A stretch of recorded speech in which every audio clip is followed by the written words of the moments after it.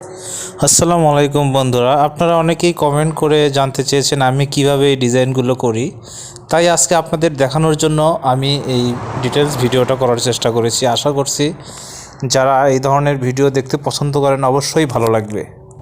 সর্বপ্রথম গাড়িগুলো একদম লোহা থাকে, তারপরে মেশিন দিয়ে আস্তর করা হয়। আস্তর করার পরে আর এক টান দিয়ে রং ফিনিশিং করা হয় এবং ফিনিশিং রংটা শুকানোর 8 ঘন্টা পরে প্রথমে সাদা রঙের কাজ করা হয়, যেভাবে ঠিক এখন আমি করতেছি।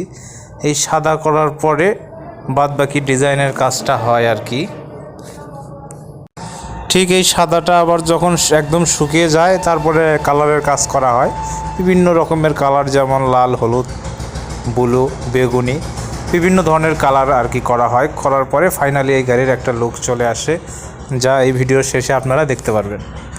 ধন্যবাদ বন্ধুরা ভিডিওটি দেখার জন্য। যারা এই ধরনের ভিডিও দেখতে পছন্দ করেন তারা অবশ্যই চ্যানেলটি ফলো দিয়ে রাখবেন আর অবশ্যই সাপোর্ট করবেন। আমি নতুন পেজ খুলেছি, ইনশাল্লাহ পরবর্তী টাইমে এই ধরনের ভিডিও দেওয়ার চেষ্টা করব।